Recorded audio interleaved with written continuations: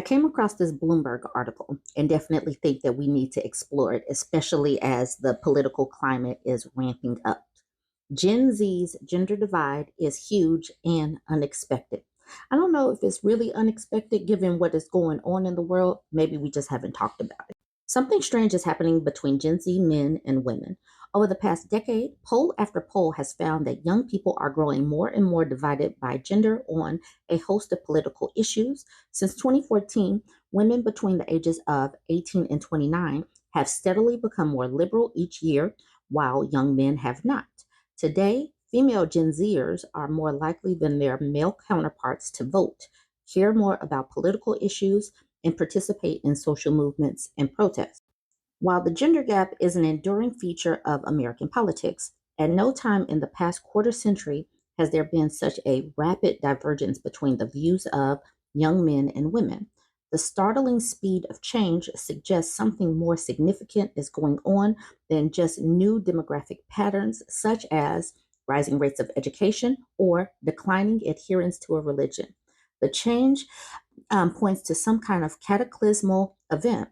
After speaking with more than 20 Gen Zers, my colleagues at the Survey Center on American Life and I found that among women, no event was more influential to their political development than the Me Too movement. In 2017, women around the world began speaking out about their experiences with SA and harassment. Gen Zers were then in high school and college, and for them, the movement came at a formative moment. Luckily, I had that all over social media to shape the way I look at dating and men. A 21-year-old woman told us about Me Too.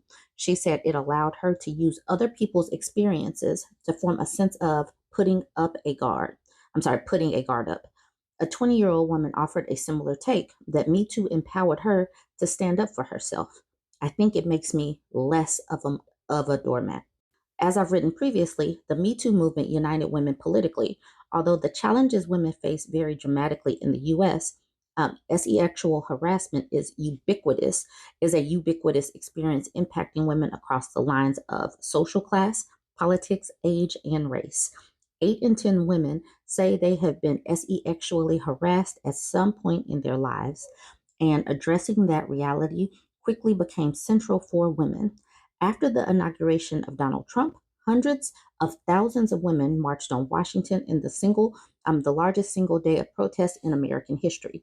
I want to say that Donald Trump single-handedly getting into office moved the politics of women, because if he hadn't been made president and Hillary did, I think that many of these things, as far as women issues, would have been swept under the rug, because we have a woman president and it'll be like, hey, yay, equality is here. We have a woman president. So I think that someone like Donald Trump, someone who is loud and proud in his sexism, I think that that really pushed young women. And that is why it's very political for young women. Okay, continue with the article. But while women were rallying together, many Gen Z men began to feel like society was turning against them. As recently as 2019, less than a third of young men said that they faced discrimination, according to Pew. But today, close to half of young men believe they face some discrimination. In a 2020 survey by the research organization PRRI, half of these men agreed with the statement. These days, society seems to punish men for just acting like men. And I really want to know what they mean by acting like men. Does acting like men mean that you buy into sexism and that they no longer can do that? And now they're like, oh my God, I can't act like that anymore. And they're upset? I don't know. I wish they would have given us a little bit more detail what it means to act like men. It increasingly feels like Gen Z men and women are living on different planets, each guided by the belief that they are navigating uniquely hostile terrain. And understanding why is crucial to bridging the gap. Me Too feminism. The Me Too movement established a sense of solidarity amongst young women. A survey conducted in 2022 found that two-thirds of young women believe that in most or in every way, what happens to women in the US will have a bearing on their own lives, an idea known as linked fate in sociology. But this sentiment was not shared by older women. Only 36% of women older than 65 said the same. This bond has bled into Gen Z women's politics, especially around issues like smorgasbord. A survey we conducted after Roe v. Wade was overturned and just before the 2022 midterms found that no issue mattered more for young women than smorgasbord. 61% said it was a critical concern, while only 32% of men said the same. In the in the 2022 midterm elections, all young voters strongly supported Democratic candidates, but young women demonstrated a much stronger support than men. This is why understanding what is going on is going to be so crucial because women are the ones that are more likely to vote and women are leaning dim. And if people don't know what's going on behind the scenes, they're not going to be expecting it. This is such a great article, in my opinion. My feminist heart is just going just a pitter patter. Okay. Gen Z women have also united around the importance of female leadership and representation. A recent Pew poll found that 72% of women aged 18 to 29 believe there are too few women serving in high political offices, a steep jump from roughly half of women over 50 and less than half of young men who said the same. More than 7 in 10 young women said the lack of female representation in political office is because women are held to higher standards than men. This newfound solidarity among women is also showing up in the workplace. For decades, a strong majority of men and women alike have reported a clear preference for a male boss, but the percentage of women who said they preferred a male boss plummeted 12 points between 2014 and 2017. By that year, the year of the most recent polling, a majority of women reported preferring a female boss for the first time. At the same time, women's dissatisfaction with the status quo only intensified. In 2016, 61% of women said they were satisfied with the way women are treated in American society. According to the Gallup poll, today that has dropped to 44%. Men shift to the right. As women's political priorities have solidified, young men's priorities have melted into mush. Surveys consistently show that men are far less likely than women to say any particular issue is personally important to them. A survey we conducted last year found that young women expressed statistically significant greater concern for 11 out of 15 different issues, including drug addiction, crime, climate change, and pew pew violence. There was not a single issue that young men cared about significantly more than young women.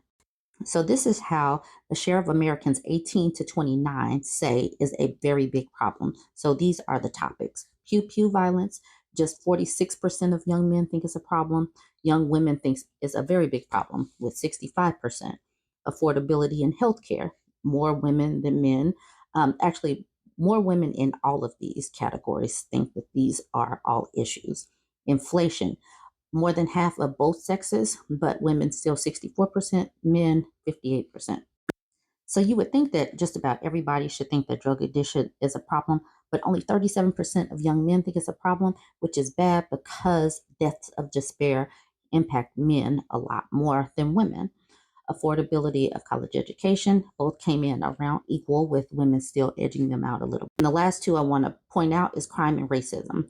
Men do not think that crime and racism are a problem, whereas women are almost 50% on those. So that's just some of the results of this. Young men are also unhappy. For a growing number, feminism has less to do with promoting gender equality and more to do with simply attacking men. A 2022 survey by the Southern Poverty Law Center found that 46% of Democratic men under 50 agreed that feminism has done more harm than good. Even more Republican men agreed.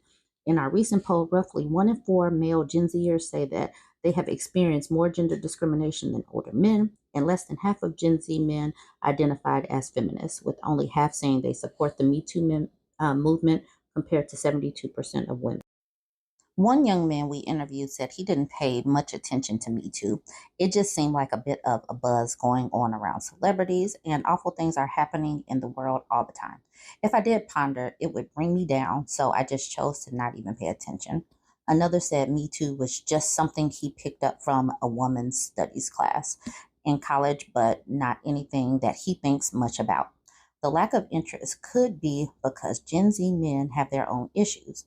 Richard Reeves, we're still talking about Richard Reeves, the founder of American Institute for Boys and Men, has meticulously documented the challenges facing young men in America. They are struggling more in school and are less likely than women to go to and graduate from college, have fewer close friends than previous generations, and are 4 times as likely to unalive themselves than women. Reeves argues that this state of affairs requires that we hold two seemingly contradictory ideas at once. Men at the highest rungs of the economic ladder are still advantaged by a system that perpetuates gender inequality, while men on the lower rungs of society face unique challenges because they are men. And who is perpetuating this, Richard Reeves? Is it men that are perpetuating this? Maybe men should address this with those men in charge. I do know that this article is long, but it's a good one. While women have turned to the left for answers to their problems, men are finding support on the right. Trump helped redefine conservatism as a distinctly masculine ideology, stoking grievances and directing young men's frustration towards liberals and feminists. Feminists are the problem. Brr. There are signs the message is resonating. Republican affiliation among white men aged 18 to 24 jumped from 28% in 2019 to 41% in 2023, according to a Harvard youth poll. Outside of politics, right-leaning figures such as these red pillars are attracting young men looking for an ideological. Most young men are probably not interested in making America great again, but they do feel acutely the need to secure a place for themselves in a culture that readily identifies male advantage but ignores the challenges young men face. Out of a sense of increased insecurity, more young men are adopting a zero-sum view of gender equality. If women gain, men will inevitably lose. It's an outlook that makes them defensive, encourages them to ignore or overlook enduring challenges women face in society, and can even spur misogyny. As one 35-year-old man told Pew in 2022 about Me Too, too many people are taking advantage of a serious situation because it's trendy, or they are greedy, or they just want attention. An oft-cited statistic that conveys the enduring absurdity of the gender gap is that until recently, there were more CEOs named John than CEOs who are women.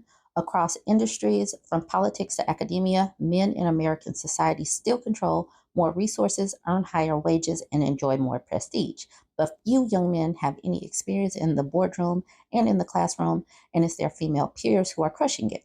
Now, if you really think about this, men should have an issue with men, but instead of taking it up with the men who are in charge, they look at the women that are just still trying to overcome these things and get mad at the women. Please help me understand why this makes sense. But both genders are feeling increasingly precarious, and it's causing them to drift further apart. A recent Washington Post editorial lamented what this growing political divide means for dating and marriage. If Gen Z men and women can't agree on politics, it's going to get harder for them to find a partner. But if anything, that understates the problem. Based on our interviews, there appears to be a growing eagerness among both young men and women to blame their problems on each other, and a society in which men and women see their interests as irrevocably opposed is not one that can last.